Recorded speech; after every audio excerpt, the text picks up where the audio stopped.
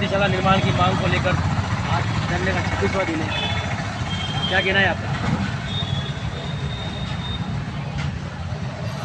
अब देखो सर, 26 दिन हो गए, नगर परिषद की तरफ से अभी कोई संभाल भी नहीं पूछी गई, तो मुझे लगता है ये कोई समाधान के मूड में नहीं, कोई समाधान चाहते ही नहीं है।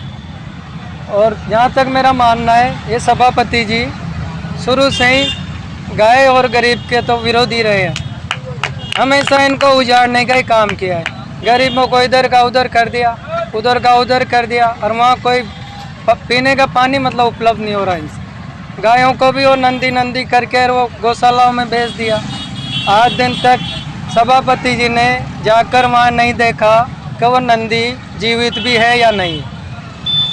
तो मैं तो यही कहना चाहता हूँ, भगवान से प्रार्थना कर सकता हूँ कि इनको सद्बुद्धि दे, तो ये इनका जो कहीं न कहीं इनको बददुआ भी लग रही है इनडायरेक्ट में गाय और गरीब की, उनसे भी ये बचे और इनका भी उचित समाधान हो। गौशाला की ज़मीन पे तो उनके कुछ लोगों का कब्जा जमाए हुए बैठे हैं, किस प्रकार से गौवंश सुरक्षित रहेंगे या किस प्रकार से उनका समाधान हो पाएगा? यह भी बहुत दुखद विषय है सर। जो ज़मीन गौशाला के लिए आवंटित हो चुकी, उस पर भी प्रभावशाली लोगों ने कब्जा कर रखा है। कौन है प्रभावशाली लोग? अब वो उनके सब हमारे डॉक्यूमेंट्स हैं, हम आपको एक प्रति भी उपलब्ध करा देंगे। प्रभावशाली लोग हैं और सक्षम लोग हैं, और वहाँ चावल उगा के और उन चावलों से इनका भंडार भरेंगे, ये इनकी मानसिकता है।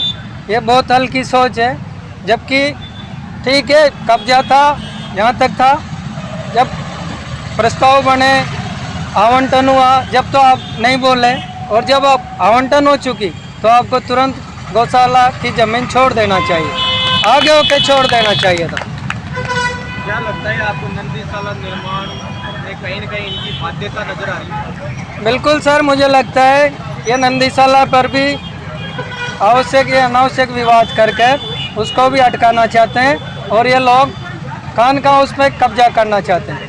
रामगंज बालाजी क्षेत्र में जहाँ पे अभी 28 बीघा भूमि अलॉट हुई है, आवंटित हुई है, वहाँ पे जो अभी नगर परिषद को जो जमीन संभाई है सरकार ने कब्जा चलाया है, उसमें भी बोर्ड पे कुछ बोर्ड का इशू लेके जानकारी मिली है? बिल्कुल, इनकी तो शुरू से ही नीयत में खोट है।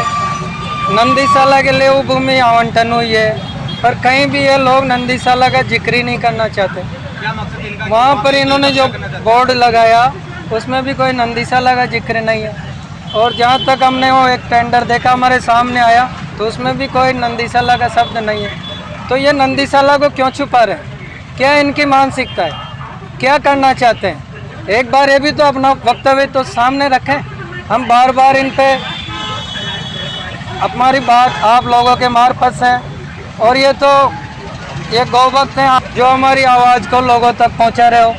नहीं तो यहाँ तो जो प्रमुख मुख्य 2 अखबार है, वो दोनों भी हमारी खबरों को तोड़ मरोड़ कर पेश कर रहे हैं, और जो हमारा लक्ष्य है उससे वो विपरीत कार्य कर रहे हैं। हम बता रहे हैं उनको, भाई ये गौशाला की ज़मीन पर ये फलां व्यक्ति का कब्जा है, हम डॉक्यूमेंट्स दे रहे हैं, लेकिन वो कहते हैं कि वो आदमी कह रहा है भाई हमारा कब्जा नहीं। तो या तो ये तहसीलदार साहब फिर गलत रिपोर्ट बना रहे हैं, या आप किसी के कहने से ऐसे छाप रहे हो। तो ये दोनों अखबार भी कान का ये दोषी है।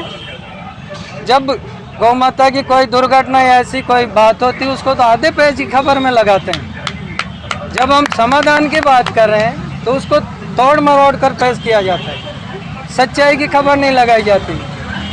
ये भी एक हम गौभक्तों के साथ और गौ माता के साथ बहुत बड़ा धोखा है। मीडिया को भी एक स्तंभ कहा जाता है, अगर वो भी अपनी जिम्मेदारी से ऐसे पीछे हटेंगे तो हम किनके सहारे तो लड़ेंगे? कौन आदमी आवाज़ उठाएगा? ये बहुत लाख रुपए 1.5 महीने पहले बजट आया था, शहर में चर्चा है कि 70 लाख रुपए पीछे मिला करवाया जा रहा है। ये तो कुछ भी कर सकते हैं सर, ये तो नगर परिषद को तो इनका घर का राज ही है, जो चाहे जो कर सकते हैं। अंदर में गौ माता को माता का दर्जा दिया गया है, गौ माता के नाम 70 लाख का बजट आया है, उसको मनोरंजन में खर्च करना कहाँ तक जाएगा? ये कुछ भी कर सकते हैं, इनका विवेक मर गया है सर, इनकी आत्मा मर गई है। जो इन बेजुबान जीवों के लिए अगर कुछ नहीं कर सकता ना, तो मेरा मानना है कि वो किसी का भला नहीं कर सकता।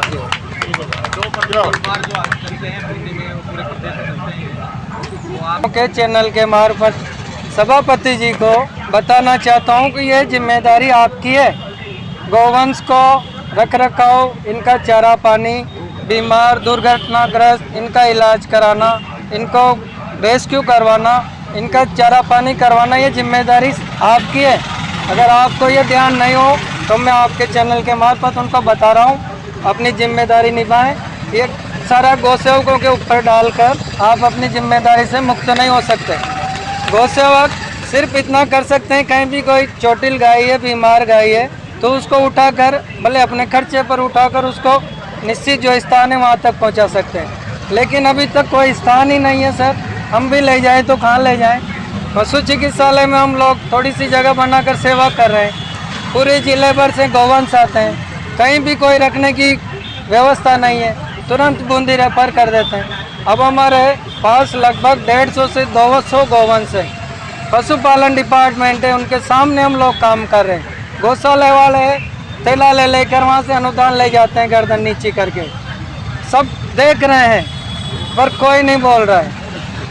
ये बहुत बड़ा दुर्भाग्य है और इनको बहुत जल्दी सबक सिखाने की भी आवश्यकता है। नंदी गोवंश की तो दयनीय हालत है ही सही। नंदी गोवंश की वजह से शहर के कई लोगों की दुर्घटनाग्रस्त हुए हैं, कई लोगों की जान भी गई है, तो लोगों की स्वास्थ्य की और सुरक्षित रखने की जिम्मेदारी भी नगर परिषद पर आती है। क्या कहना है? मुझे ये भी दुख है सर, थोड़ी सी घटना होते हैं वो जो कुछ पार्षद बार बार ज्ञापन दे देते हैं, आवारा सांडों को हटाओ, आवारा मवेशियों को हटाओ, तो आज के उनके मुंह पे टेप लग गई। जब हम समाधान की बात करें, एक भी पार्षद उनमें से आगे नहीं आ रहा और न किसी के साथ घटना हुई वो भी सपोर्ट नहीं कर रहा। तो ये क्या हम 10-20 लोगों का ही विषय है क्या? सभी का विषय है, सब लोगों को इसमें आगे आना चाहिए। और मैं समस्त बूंदी की जनता से निवेदन करता हूँ कि अगर आप लोग गौवंश का बेहतर समाधान चाहते हैं तो हमारे समर्थन में आए और हमारी टीम का हौसला बढ़ाए। हम भी आपको बताएंगे कि कैसे गौ सेवा होती है और कैसे गौ माता की सुरक्षा होती है। गौ माता की हो जाती है और आपको सेवा दी जाती है, तो आप किस प्रकार से समाधान करेंगे? हमारी टीम तो निस्वार्थ भाव से सेवा के लिए तत्पर है। हम कहीं से कहीं तक हमारे स्वार्थ के लिए नहीं लड़ रहे। गौशाला भी इन्होंने ही ज़मीन मांगी थी, हम लोगों ने तो प्रयास करके कहा भाई ये गौशाला बढ़ाएंगे साहब, इनको ज़मीन दो, ज़मीन मिल गई। नंदीशाला का विषय है, तब भी हमने तो आंदोलन किए, मुकदमे झेले और इनको ज़मीन दिलाई भी साहब, ये नगर परिषद नंदीशाला बनाना चाहती है, इनको ज़मीन दो। हमें तो लगता था ये ज़मीन मिलते ही तुरंत निर्माण शुरू कर देंगे, लेकिन 1 महीने से भी ऊपर हो गया। ये अखबार छापते हैं कि 28 बीघा का कब्जा नहीं मिला, हम तो तैयार हैं, 70 लाख को हमने टेंडर कर दिए। तो अखबार वालों के मुंह में भी चुप्पी लगी हुई है, सभापति जी के भी चुप्पी लगी हुई है। क्यों नहीं बोल रहे? क्यों नहीं ये 70 लाख का स्पष्टीकरण दे रहे हो? और क्यों अनावश्यक देरी लगा के आप इस मामले को लंबित किया जा रहे हो, ताकि आचार संहिता लग जाए और वापस उसी में संबंधित कोई कब्जा कर ले और ये मामला अटक जाए। जल्द ही नंदीशाला निर्माण नहीं होता है तो क्या रूपरेखा रहेगी फिर? अब रूपरेखा हम सब आम जनता से मिलकर ही बनाएंगे सर। हमारा कार्य जो भगवान ने हमें सौंपा है उसको हम निभा रहे हैं, आगे जैसे ईश्वर की इच्छा। 25-26 दिन से कंटिन्यू लगा। हाँ बिल्कुल सर, एक सब्र की भी कोई सीमा होती है। अगर ये लोग नहीं सुनेंगे तो गोभक्त अपने तरीके से भी इनको मनाना जानते हैं और बहुत जल्दी हम सब लोग आपस में मीटिंग करके और योजनाबद्ध तरीके से आगे का निर्णय करेंगे। आपका नाम और पता बता दें। मेरा नाम गोपाल माहेश्वरी, सचिव गोपाल गौसेवा संस्था।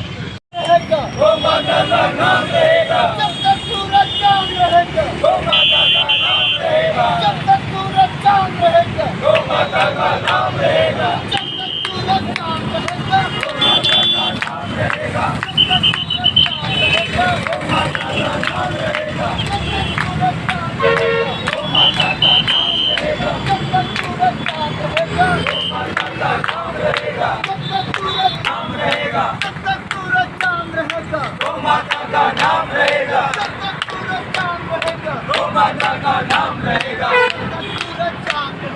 गौ माता का नाम रहेगा, जब तक सूरज चांद रहेगा, गौ माता का नाम रहेगा, जब तक सूरज चांद रहेगा, गौ माता का नाम रहेगा।